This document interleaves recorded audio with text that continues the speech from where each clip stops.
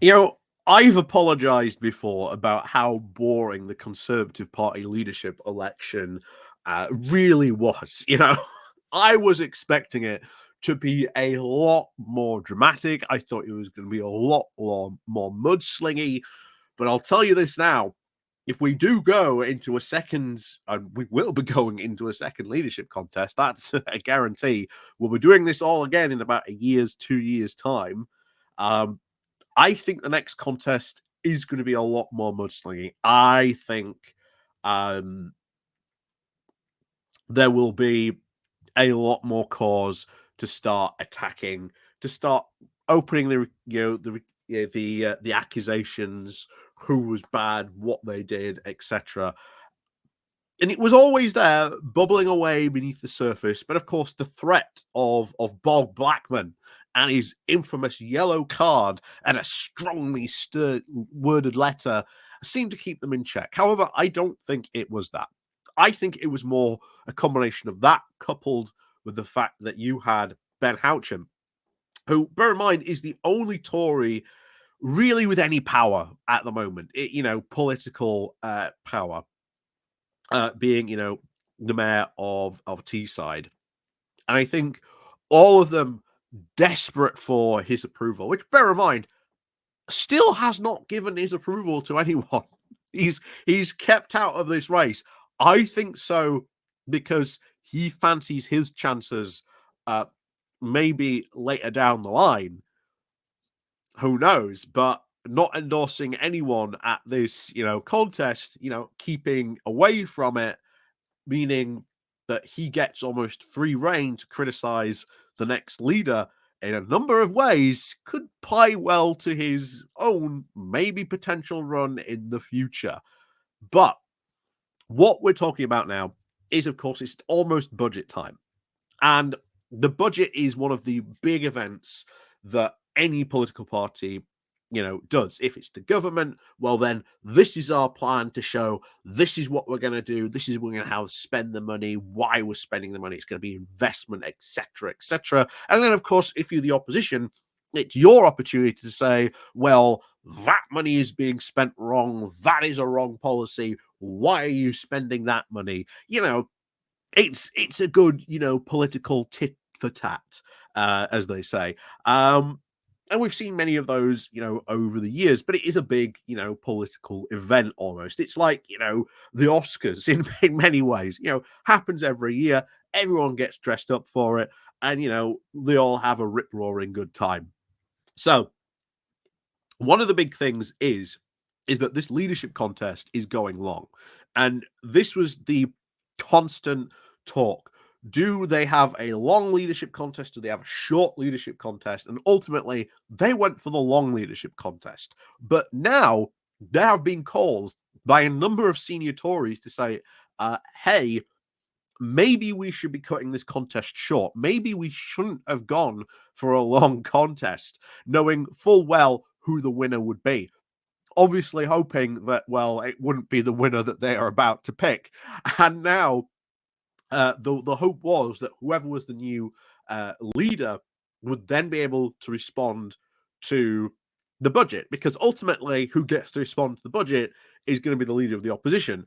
And until, November the 2nd, that is going to be Rishi Sunak. But Rishi Sunak is not going to be the Conservative leader. He is not going to set the direction for the party. He is not going to be the one who says, well, these are the policies that we're going to do. He is just a political lame duck. So honestly, whatever he says does not matter. Because in literally a couple of days after, in comes the new leader. But you've missed your chance, massively so on it. Because almost immediately, we then go into the US elections, big time next week. Well, we'll give it maybe a week or two, well, a week and a half maybe, before we start talking about more of the US politics on here, just because, whatever happens, whoever is in the White House is going to affect a lot of things around the world, including here. Um, so, as always, it is the event to watch. And, you know, any talk of the budget by that may be long over. But of course, it'll be Rishi Sunak's arguments. And then if she comes along, which is going to be Kemi Badenoch, and starts making God knows what different types of arguments,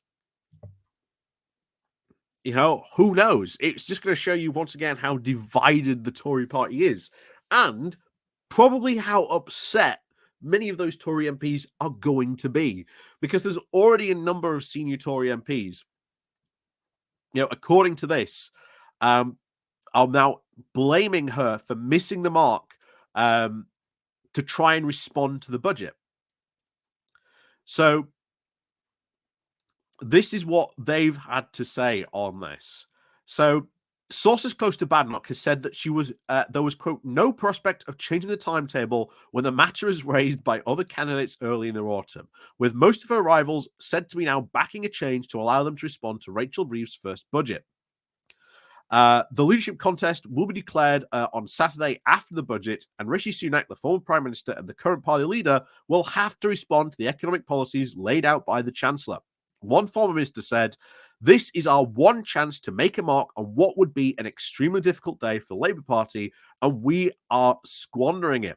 Another said that the party looked now totally impotent.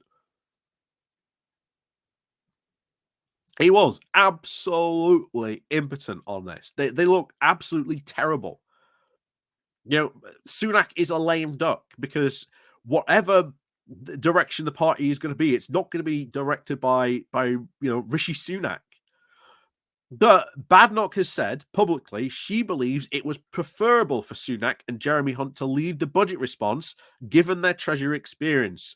Sources of at the Tory HQ said that there were at least 4 other factors in play in leaving the original date in place, and that the 1922 committee of backbenchers had been the ultimate deciders. A senior source said that one of the rival campaigners said that Badenoch was now against moving the timetable when it was discussed early in the autumn, saying that they can't deny this is what they wanted, they said.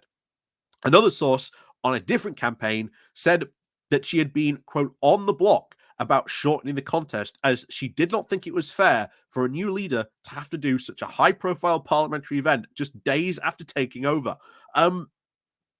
That's your job. That's your job to do these types of things. Congratulations. Yeah, it is one of the most high-profile parliamentary events of the year. Any budget is, but that's what you have to do. And yet Badenoch is like, don't think it's fair. But another source on Badenoch's campaign said that she had played absolutely no part in deciding the timetable, and declared that her candidacy just days after the dates had been set. And that over the summer there had been no prospect of changing the date, which is not true at all. There's plenty of the other campaigns that have said they want to change this date so that they can respond to the budget. She said, or the source said that the party had set the date, and changing the date would not have just been chaotic. It would have now also shortened the member stage, the source said.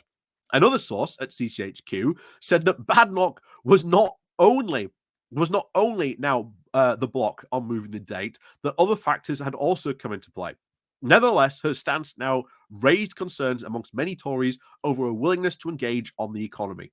And bear in mind, she's not going to be willing to engage on the economy. Badenoch, I can think, is, if not the worst candidate to engage on the economy. I cannot think of any single time, any speech, any statement she has ever given on the economy.